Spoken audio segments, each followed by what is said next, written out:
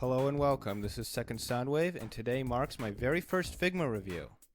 We are going to be taking a look at the second Figma from Sword Art Online, Asuna. This is the 178th release in the Figma lineup, and has a retail price of about 4,000 yen.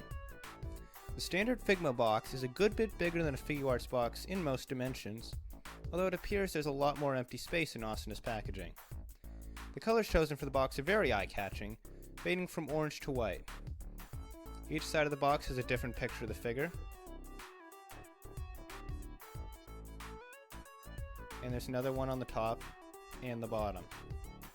The back has the full versions of these shots, plus another one showing off the included effect part.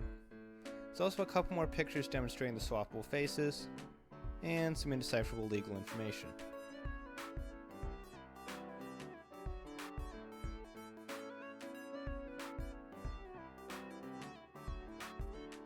Upon opening the box, you are met with two plastic trays and a cardboard backdrop. There's a punch-out section in the backdrop for use of the figure stand. Inside the first tray are the core figure, the faces, the weapons, and a small bag. Inside this bag is the stand, plus the hands and a rack for storing them. Second tray is just for the effect part. Oh boy. I had this whole script I was going to write out for this. I was going to do it all edited and all crisp and professional looking like my Jester review, but there's just so much I want to talk about with this and you can't really review it like a model kit, so I just decided to wing it. Anyway, this is Figma Asuna. She is a Figma and not a Figuart. There's a difference. It's a bigger difference than I thought. I was expecting this to be much closer to the quality of a Figuart, but the more I sort of messed around with it, the more I found that it really wasn't. This has a much rougher feel to it, and the impression I get is that this feels like a hand-painted custom that somebody did from another figure, while a Figuart feels more like an actual manufactured product. For example, if I throw her here next to a G3X, see the G3X has much sort of cleaner areas around the detailing. Like if you look at the area on his crest there, you'll notice that pretty much all the paints and lines very clean, while if you look at something like, say, the red details on Asuna's coat, if I can get it to crisp up, you can see that the lines around the edges are actually very messy and there's some paint bleeding. And like if you look at her stocking there, you can see that there's like a sort of little wide spot in the paint there, and it doesn't look quite as crisp and clean and professional as a Figuart would.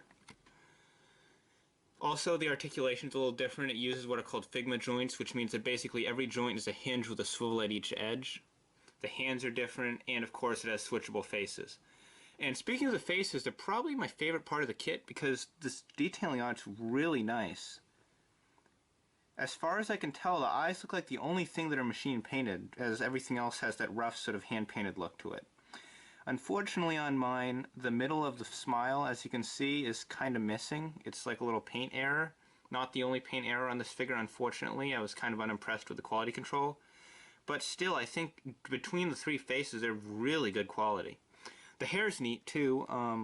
It is kind of molded in like a constantly sort of flowing to the side motion, which makes standing there a little odd. She's kind of meant to be not just in motion, but kind of always moving this way, which can make posing a bit of a challenge, but it's made out of this really soft plastic. Like, I thought this was going to be like kind of like the safety material they use on some Transformers on the pointy bits so you don't stab someone's eye out, but this here on like these sections of hair here, the front section and these little cloth areas here, as well as her skirt and the area here above her skirt, are a very soft plastic that's almost like cloth. It's similar to the material they use for some of the hoses on the things like the Master Grade Gyaradoga. It's a very nice material.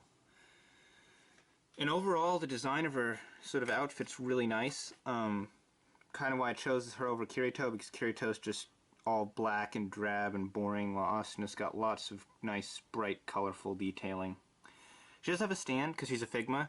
There's a little adapter up there, basically everything from that metal screw onwards, that's actually allows her to fit closer to her body so that her hair isn't out like this when she has the stand. Speaking of, her hair can move around. It's on a joint, so you can bring it up really high. So if you want to ever swing downwards or something, you can actually kind of swing it side to side for a little more dynamicness. And it can rotate but most of that movement, if you do it really subtly, it looks nice. If you kind of overdo it with the hair movement, it kind of looks fake and weird and goofy, but it's not bad overall. Now, articulation. Like I just showed with the hair, it can move. I'm going to probably pop her off the stand for this because it'll make things a little easier. I do love the stand, though. It's a great inclusion. Her neck is articulated at the top, so it can look up and down and tilt around stuff. But there's no bottom of the neck joint, which means that her neck is constantly swung forward like that, which is a little weird. Her shoulders have like an interior ball joint, and then Figma joint comes up, and again, that red area is cloth. Not really cloth, but like that soft plastic, so it can actually, and I was worried, I'm not sure this will stress the plastic over time. I wouldn't like pose her permanently like this, but you can bring her arm really far up. You can also bring it forwards, although it does hinder it actually a lot more. This is about as far as you can go. She has a swivel up there. She has an elbow that I think could have bent a little farther than that, quite frankly, but it does have a swivel as well down here at the elbow, but it's much more subtle. Hand swivels, and it can hinge inwards and outwards. There's this little cloth sort of flange here. This is also that same soft rubbery plastic. That'll come into play later when we talk about the hands. Her waist, her abdomen has very nice forward and back movement. Very nice side-to-side movement, and it can swivel, and it's probably one of the better torso joints I've seen on a figure. I'm not sure if now you can kind of move her waist around, but I'm not sure if this is actually like a waist joint. No, oh, it is a waist joint. Okay, I couldn't tell if it was a waist joint moving, or if it was just her hips sort of swinging around, because I couldn't tell if it was like that joint that some high grades have where there's like a pin going through here that swings back and forth, but it looks like there's an actual hip joint there. While we're down here, I should mention that this area here is, again, soft rubber, and the cloak, you'll notice there's a seam going down the middle, because it's actually two pieces, and these are hard plastic, but they're on these posable joints, so you can swing them up and out and get a lot of movement out of them, and they're actually really nice. I'm definitely a fan of the way they designed this, because the way they're folded over, it looks like one solid piece when you look at it, from the back or from the front. I think it's an excellent design choice. Her skirt is also made out of that rubbery plastic, and it's split so it can like bend forward, so you can bring her leg farther forward and it'll just split out of the way. However, if you keep her like this for a while, it does mean that the skirt has trouble going back in, and sometimes it hooks out over the outside of the jacket, but you can just kind of tuck it under, and it should hold in place. Legs can again go out pretty far. Her knee, her leg's kind of weird. The shape of her leg, when you just look at her leg on its own, looks really weird and unnatural, but it does bend pretty far. And the ankle swings around a bit, and it tips. No toe joint, but it's not really necessary because, again, you have a stand, so you don't need to worry about keeping her balanced too well. Overall, she is pretty good.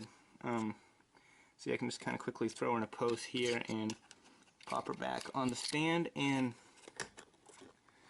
as you can see, she can hold it pretty well. She looks pretty good, even if you just quickly throw her into a pose like that. Yeah, pretty awesome. So, while we have her in this pose, let's look at some of her other stuff. Like, you'll notice that she's kind of happy right now.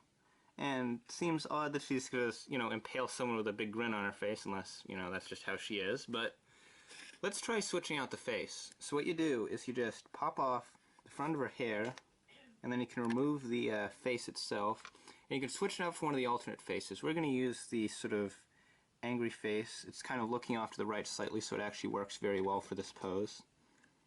And just pop it in, and now she has a little more of an appropriate facial expression for the pose.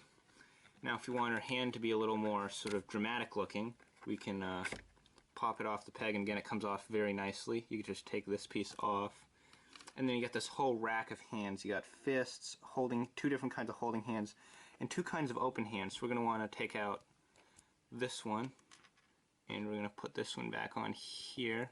I love this little storage mechanism, by the way. Very cool. Pop the wrist guard back on, and then pop it right back into her wrist. And it's pretty much effortless to change the hands in this. I'm really a fan of that, because with some figure arts, it's just, you really have to wrestle with them to get the hands out. And it's a nice change of pace to be able to just switch them out at will like that.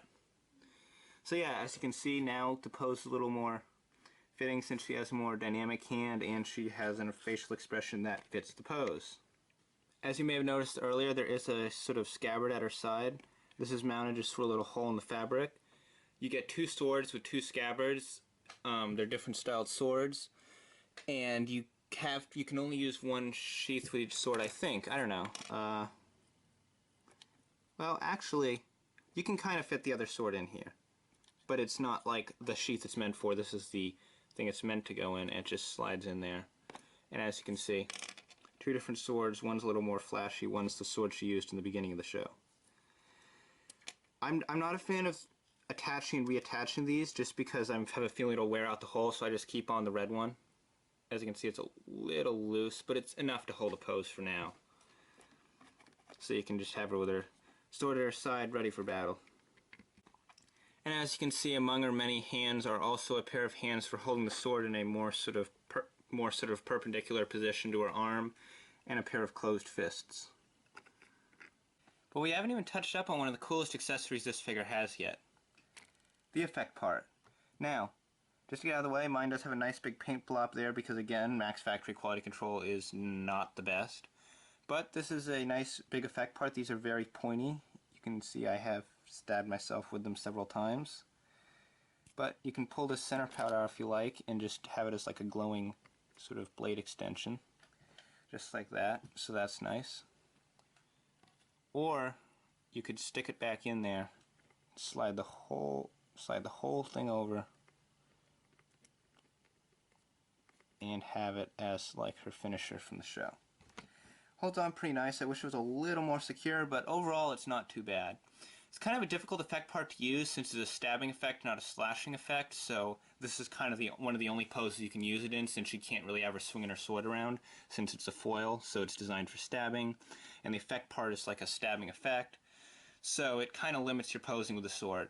But overall, I think it's a pretty cool effect, and it's nice that they threw it in. Another thing that's nice they threw in too is this is a normal thing for Figmas, but I didn't actually know about this, is that you get like a big Ziploc bag.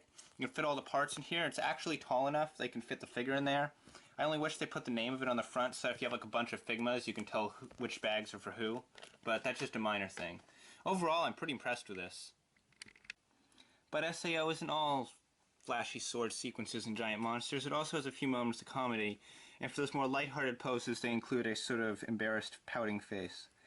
Works pretty well, though it's a little harder to get her into some entertaining poses just because I find that a lot of her expressiveness with her upper body is kind of limited by the lack of full elbow movement. Like this is basically as far as you can get her elbows to bend, which is kind of a shame because a lot of the more sort of comedic poses come from being able to get a lot of movement out of her arms and lots of body language and stuff. And while she has great torso movement and pretty good leg movement, her arms, I kind of feel like they could have had a bit more movement to them. But overall, not too bad. I'm kind of warming up to this figure a bit more now that I'm not comparing it to a figure art. And that really is the key word here, because you cannot compare this to a figure art. It's just not of that quality. Kind of a shame considering it costs that much, but as a whole, it's not that bad. There are a few quality control errors here and there. I definitely feel that it feels a little messier. I kind of get the impression that it's not top coated. Like feels like there's nothing sealing in the paint, but that could just be me. I do like some of the extras they threw in, like the hand rack and the Ziploc bag and the effect part. Those are kind of nice. And the stand's very cool too. Figure's good. It's got great torso movement. I think the neck and elbows could have been a bit better. I do love the Figma hand design though. Just switching the pegs in and out, it's way better than having to wrestle with the ball joints in a figure art. And the legs, while their shape's kind of funky, aren't that bad. And I do really like the cloak. So overall, I'd say this figure is pretty good. I ended up getting it for fairly cheap since I got this when they did the reprint recently. However, this thing's probably going to just skyrocket back up like Kirito did back in December, so if you like one, I definitely recommend getting a hold of one now because it got restocked recently, but a lot of these Figma restocks don't really last very long because they tend to do very small production runs, which quite frankly I think doesn't make sense. But again, this appears to be hand painted, so maybe if they make these by hand, they just can't make a lot at a time. I don't really know. I don't work at Max Factory. But anyway, this is Second Soundwave. This has been my video review of Asuna. Overall, I think this is a pretty good figure that I definitely recommend. Definitely give it a solid 7 or 8 out of 10. Probably maybe like a 7.5 I'd say would be an appropriate rating for this figure. Anyway, hopefully I'll have something more Gundam related for you guys next time, because I know that's probably what most of you are here for. But this is just a fun little figure I picked up. Pre-ordered it back when I was like super into SAO more than Gundam. But finally here, I thought I'd do a video on it. And overall, like I said, it is a pretty fun figure. So, yeah. Probably have something Gundam related next time. But until then, see ya.